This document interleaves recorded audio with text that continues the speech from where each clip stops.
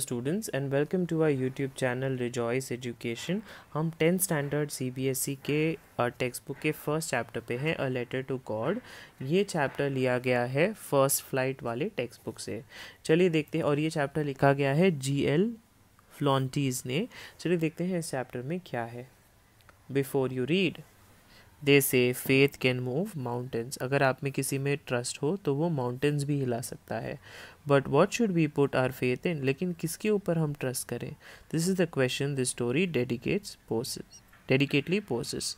Lencho is a farmer who writes a letter to God when his crops are ruined.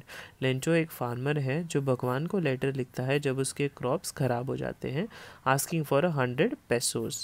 Does Lencho's letter reach God? क्या वो Lencho का letter भगवान तक पहुंचता है? Does God send him the money? Think what your answers to these questions would be and guess how the story continues before you begin to read it. Okay students, अब हम page number 3 पे हैं। The house, the only one in the entire valley, sat on the crest of a low hill. तो एक घर जो एक ही घर था पूरे वैली में, sat on the crest यानी कि top of the hill के सबसे ऊपर। From this height one could see the river and the field of ripe corn dotted with the flowers that always promised a good harvest. ऊपर से height से river दिखती थी और फील्ड ऑफ राइप यानी पके हुए कॉर्न दिखते थे, डॉटेड विद फ्लावर्स आजू बाजू। वो हमेशा प्रॉमिस करते थे फ्लावर्स की गुड हार्वेस्ट यानी अच्छा खासा हार्वेस्ट ये साल या इस महीने आने वाला है। The only thing the earth needed was a downpour और एटलीस्ट अ शावर। एक ही चीज़ अर्थ को चाहिए थी, वो थी बारिश, या फिर हल्की सी हो या अच्छी खासी हो। Through out the morning Lencho, who knew his fields intimately, had done nothing else but see the sky towards the northeast. So पूरे दिन मॉर्निंग रेंचो ने क्या किया, जो अपने फील्ड को अच्छी तरीके से जानता था, उसने कुछ नहीं किया, लेकिन वो ऊपर स्काई की तरफ देखता रहा, towards the north east. Now we are really going to get some water women. अभी हमें लग रहा है कि बारिश ज़रूर होगी। The women who was preparing supper यानी कि खाना, replied yes God willing, yes भगवान चाहे तो। The older boys were working in the field. उनके जो बेटे थे वो फील्ड पे काम कर रहे थे, while the smaller ones were playing near the house. लेकिन छोटे बच्चे खेल रहे थे घर के यहाँ पे। Until the woman called to them all, come for dinner. उन्होंने कहा चलो डिनर के लिए रेडी हो जाए। It was during the meal that, मील के दौरान, just as Lencho had predicted, big drops of rain began to fall. Rancho ने प्रेडिक्ट किया था, उसने कहा था कि हाँ अभी बारिश होगी, तो बारिश होने लग गई। In the north east huge mountains of clouds could be seen approaching. North east में बड़े बड़े माउंटेन्स क्लाउड्स के आते हुए दिख रहे थे। The air was fresh and sweet, और हवा भी काफ़ी फ्रेश और स्वीट थी। The man went out for no other reason than to have the pleasure of feeling the rain on his body. वो मैन, उसने क्या किया, लेंचो ने, वो घर से बाहर निकला और उसे वो बारिश का मज़ा लेना था, इसलिए वो वहाँ पे बाहर निकल गया। And when he returned, he exclaimed, these aren't raindrops falling from the sky, they are new coins. The big drops are 10-cent pieces and the little ones are 5s. उसने कहा कि जब वो घर पे वापस आया तो उसने कहा कि ये रेन ड्रॉप्स, ये बारिश के ड्रॉप्स नहीं है जो आसमान से गिर रहे हैं, ये नए कॉइन्स है। बड़े वाले ड्रॉप्स 10-cent पीसेस के हैं और छोटे वाले 5-cent पीसेस के। With a satisfied expression, यानी संतुष्टि वाले एक्सप्रेशन से he regarded the field of ripe corn with its flowers. Regarded यानी कि उसने अपनी field of ripe corn with flowers को देखा। Draped in a curtain of rain, देखा कि वो बारिश में पूरे भीग चुके हैं। But suddenly a strong wind began to blow. But all of a sudden क्या हुआ, strong wind यानी तेज़ हवाएं चलने लग गई। Along with the rain, very large hailstones began to fall. बड़े बड़े hailstones यानी कि पत्थर ऊपर से गिरना चालू हो गए। These two did resemble new silver coins. ये ऐसा लग रहा था कि बड़े बड़े सिल्वर कॉइन्स गिर रहे हैं। The boys, exposing themselves to the rain, ran out to collect the frozen pearls. ये जो बॉयज़ थे जो अपने आप को बारिश से दूर रख रहे थे, अभी वो बाहर जाके वो फ्रोज़न पर्ल्स यानी वो हेलस्टोन्स को कलेक्ट करने वहाँ पे लग गए। It's really getting bad now, exclaimed the man. अभी काफ़ी बुरा होते जा रहा है। I hope it passes quickly. मैं चाहता हूँ कि ये बंद हो जाए। It did not pass quickly. और वो जल्दी से नहीं गया. For an hour the hail rained on the house. 1 घंटे तक वो hail storm होता रहा घर के ऊपर. The garden, the hillside, the cornfield, on the whole valley. सब जगह पे hail storm हो रहा था. The field was white as if covered with salt. Field पूरी white हो गई थी. ऐसा लग रहा था salt से cover हो गई हो. Not a leaf remained on the trees. एक भी leaf trees पे नहीं दिख रही थी. The corn was totally destroyed. Corn destroy हो चुके थे. The flowers were gone from the plants. Lencho's soul was filled with sadness. Lencho काफ़ी दुखी महसूस कर रहा था. When the storm had passed, he stood in the middle of the field and said to his sons. जब भी storm वहाँ से गया, वो अपने फील्ड के बीच में होके खड़ा होके उसने कहा, a plague of locusts यानी कि insects which fly in big swarms. और ये इंसेक्ट्स जो होते हैं वो क्रॉप्स को डिस्ट्रॉय कर जाते हैं. प्लेग यानी कि बड़ी झुंड में locusts would have left more than this. The hail has left nothing. This year we will have no corn. ये हेल की वजह से कुछ नहीं बचा. इस साल हमारे पास कॉर्न नहीं होगा. That night was a sorrowful one. वो नाइट काफ़ी बहुत ही दुखदाई थी. All our work for nothing. जो भी हमने काम किया किस चीज़ के लिए, कुछ भी नहीं मिला हमें उससे. There is no one who can help us. कोई नहीं है हमारी मदद करने के लिए. Will all go hungry this year. इस पूरे साल हम क्या रहेंगे, हंग्री रहेंगे, भूखे रहेंगे. But in the hearts of all who lived in that solitary house in the middle of the valley, there was a single hope, help from God. लेकिन उनके दिलों में जो रहते थे अकेले ऐसे सुनसान से जगह पे मिडल ऑफ द वैली में, देयर वाज एक होप तो ज़रूर था, भगवान से मदद. Don't be so upset even though this seems like a total loss. Remember no one dies of hunger. दुखी मत हो. ऐसा लग रहा है कि ये एक बहुत बड़ा लॉस है, लेकिन कोई भी हंगर से मरता नहीं है. That's what they say. No one dies of hunger. वो भी वही कहते हैं, कोई भी भूखा नहीं मरता है. All through the night Lencho thought only of his one hope, the help of God, whose eyes, as he had been instructed, see everything, even what is deep in one's conscience. ठीक है.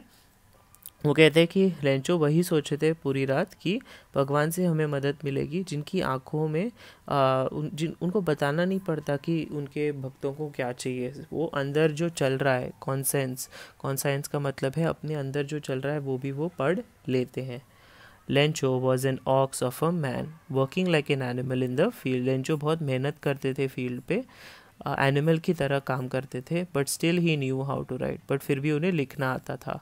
The following Sunday at daybreak he began to write a letter which he himself would carry to town and place it in the mail. Sunday को उन्होंने एक letter लिखा और वो खुद ही चले गए टाउन की तरफ और वो मेल कैरी करा. It was nothing less than a letter to God. उन्होंने भगवान को लेटर लिखा था.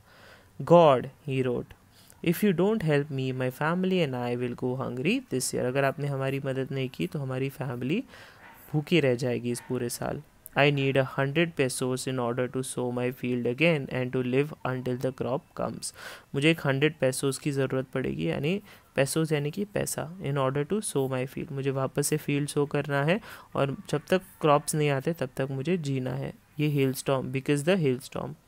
He wrote to God on the envelope. Envelope पे उसने to God लिखा. Put the letter inside and still troubled went to town. ठीक है. बड़े ही अचंभित स्थिति में था और वो टाउन चले गए. At the post office he placed a stamp on the letter and dropped it into the mail box. Post office में एक स्टैम्प उन्होंने डाला लेटर पे और मेल बॉक्स में उन्होंने जाके क्या कर दिया, ड्रॉप कर दिया. One of the employees, who was a postman and also helped at the post office, went to his boss laughing heartedly and showed him the letter to God.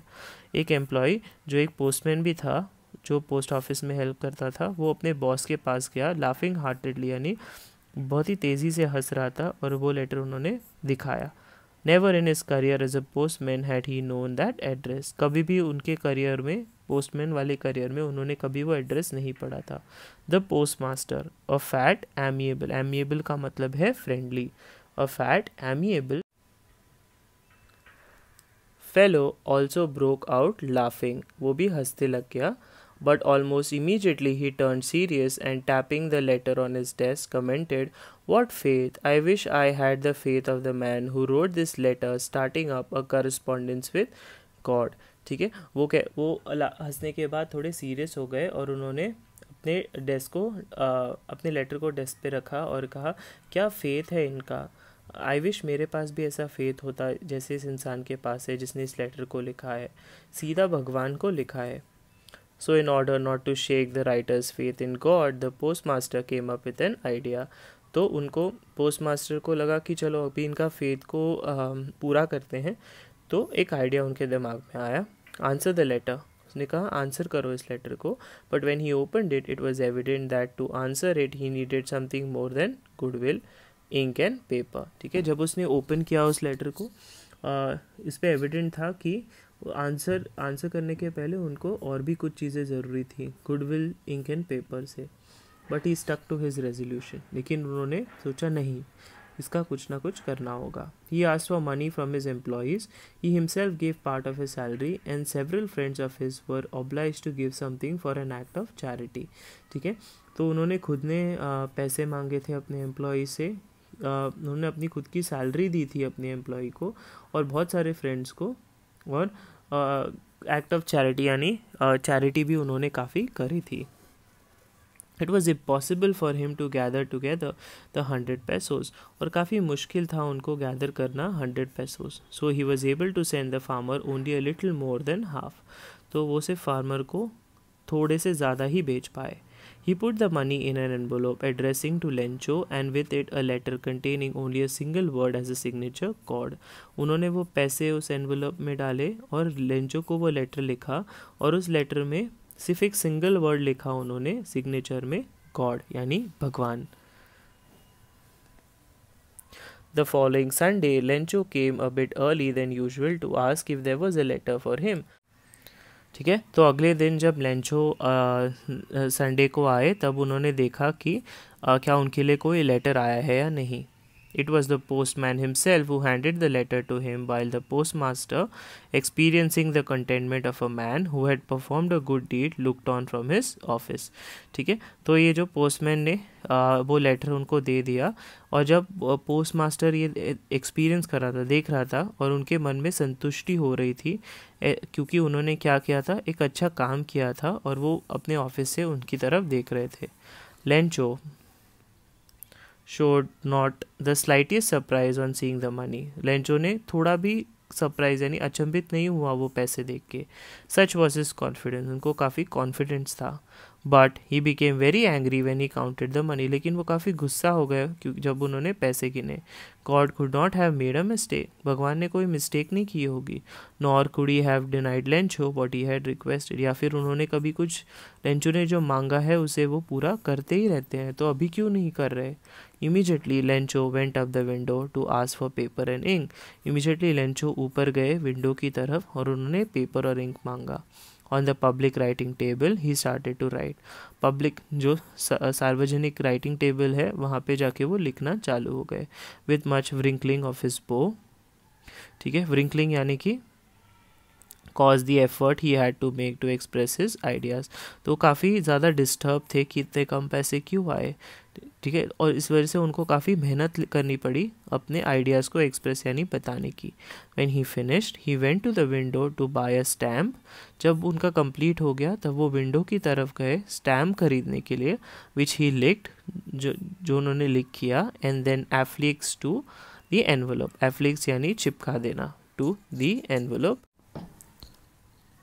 With a blow of his fist. ठीक है, उन्होंने अपना हाथ आगे करके वो envelope वापस दे दिया। The moment the letter fell into the mail box the post master went to open it, और द मोमेंट वो लेटर मेल बॉक्स में गया तब पोस्ट मास्टर देखने चले गए। It said, god of the money that I asked for only 70 pesos reach me, हमने जो पैसे मांगे थे उसमें से सिर्फ 70 pesos आए मेरे पास। Send me the rest since I need it very much, बाकी भी भेज दो क्योंकि मुझे उसकी ज़रूरत है। But don't send it to me through the mail because the post office employees are a bunch of crooks. Lencho, उन्होंने लिखा लेकिन मुझे मेल थ्रू मत भेजो क्योंकि ये पोस्ट ऑफिस के जो एम्प्लॉयज़ हैं वो बंच ऑफ क्रूक्स यानी पागल हैं, तो ये शायद से पैसे खा जाते होंगे। और उसने लास्ट में लिखा लेंचो। Thank you students.